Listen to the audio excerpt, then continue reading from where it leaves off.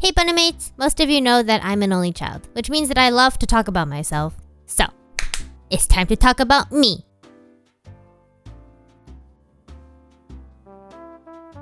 She was a model student in her kindergarten, but behind closed doors. This isn't good enough! Bun, you've really gotta learn to control yourself. But she never listened. Still, she always got what she wanted and never left any store empty-handed. What do we have to do for you to stop? I take bribes. It was the summer right before she turned 7. The doctor called and sat her family down at the hospital, and he told them to be prepared for the worst. A baby. Ha! You guys thought my parents would never want another kid because I was already so perfect, right? Well, turns out they did, because they wanted another one of me, of course. That's flattering. But back then, I couldn't deal with the idea of soon to be no longer the youngest in a family with lots of adults and affection to give. In other words, a soon-to-be sister. Yeah, a sister. Ew. So I remember right when we got home from the hospital, I protested. Don't be silly.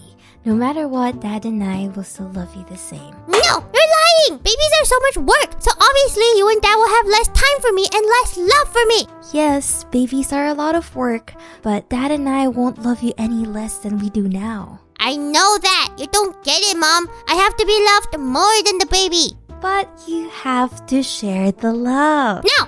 Remember, sharing is caring. But I don't care! Cue my mom's logic. Think about it, Bun. After the baby is born, he will need to share the love with you. And therefore, he will never know what it feels like to get all of the love like you have so far. So you'll always win. That makes sense. The math works out and... Crap, what do I say now?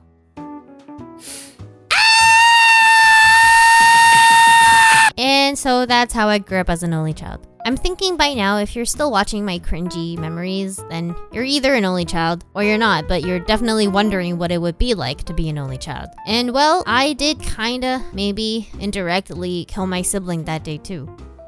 I'm sensing a lot of judgmental looks at me right now through the screen, so allow me to explain, please. I was 7, and that is really old for a conventional sibling age gap. And you know why? Because only children become very defensive of their title. So that's not just a me problem. But yeah, I know, I was a brat. It's really hard to come up with specific examples about how obnoxious I was, but to give you guys an idea, here are some of my memories that I'd rather not revisit again. But here you go, guys, as if I'm on Dr. Phil. So our entire family and extended family lived super close together, and partially because of that, wherever I went, strangers all knew who I was, the center of the universe, of course. I think I was 4, and I was walking around on my own near our gated neighborhood entrance, and then I made a discovery. I realized those are not just for decoration. I want to eat it. So I run to the nearest adults near me and told them to get the grapes down. No! No. It was really tall, so the only way to get the grapes down was with a lot of whining, no pun intended. And it also takes an adult with a stool and a stick. And just in case you're wondering, they were very sour. Not to brag, but ever since that day, all the guards knew who I was too. But my family was embarrassed to be seen with me. Every day after kindergarten, my grandpa's driver picked me up, and about once a week, instead of getting dropped off at home, I get dropped off at one of his meetings, and I could eat anything I wanted because it was all expensed. An accounting term I learned later that means the food is being paid for by his clients, but to a kid it was free and magic. Whenever I ran errands with my mom and she would say, "You can't have both the Pokemon corn chips and the Jell-O." Actually, no, I wasn't one of those kids. Simpleton. No, instead I would pick one, collect good kid points, and then go home. Eat it, ask my great-grandma to take me to the store again to get the other one. I wasn't spoiled, I was a genius. So every day after dinner, I'd always play with the neighborhood kids that were my age. Nah, I was always the youngest. To this day, I still remember how much we loved role-playing games, where we reenacted soap operas we saw on TV and cartoons. And I always had to play the main female character or the princess. And if I didn't, I'd throw a fit. So it's safe to say that I was always being spoiled, no, wait, more like tolerated for my bad behavior. So back to when I was 7. With or without the sibling incident, anyone with some common sense could tell that I definitely had problems and I needed an intervention before someone makes a reality show out of me. My parents knew that. But they were also preoccupied. My parents left their lives and good jobs behind to move to Canada. So they were still trying to make ends meet in a new country when they got new jobs, and we had to move again to this remote, tiny, little town that spoke French, full of French people. I didn't speak French. Did you guys speak French? Why did you do that? French is a weird language, guys. I'm decently fluent now, so I can say this, but I had to learn 20 verb tenses. Like 20? Dude, just pick a state and be it! And for example, potato is patate. Easy, right? But it can also be pomme de terre, which means apple of the earth. Who would have guessed? I guess my parents were betting on me picking up the language quickly since they say kids learn like sponges, and they also suck your soul and money. But yeah, in the meantime, I didn't know any French, which meant I was illiterate. Probably can't make friends like that and didn't have siblings. My parents got worried about me even more because if I was gonna be spending all this time by myself, I was most likely going to become even more self-centered than I was already. And I could also get bored out of my mind and burn the new house down.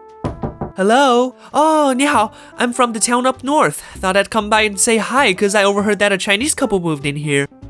We literally moved in yesterday. You'll get used to it. So how old is the little one?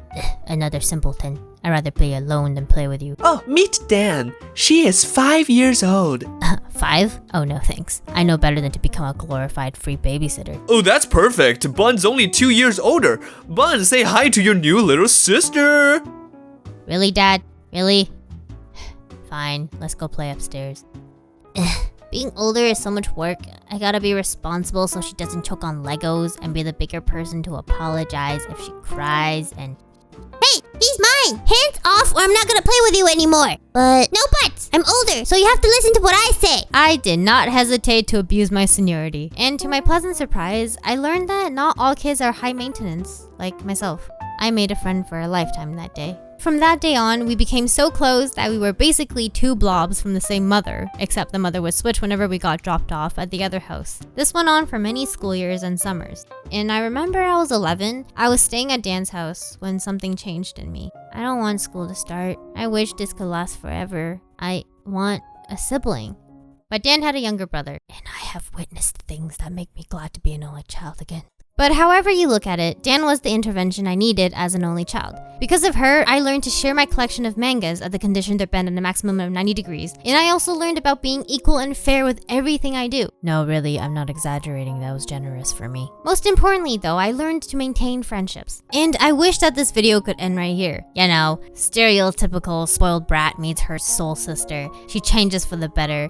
And no, that's not how this video ends. Dan's family moved away in 5th grade, and without my illegitimate sister to keep me grounded 90% of the time, I started to fall back into some of my old bad habits from childhood again. So I probably should have said this in the beginning of the video, but before I continue, there is a big difference between being spoiled and just being a rich mofo. And also a difference between being indulged because your parents only have you and parents who are giant pushovers with no boundaries for when to stop saying yes to their 6 equally rotten children. And if you're right there in the middle, well, congratulations, I don't know how you can function. If you're curious where I would put myself, well, then I'd say I'd probably be somewhere here. Yep, I was a big mess. You know how they say being an only child is fun, but being an only teenager is not? Okay, I said that.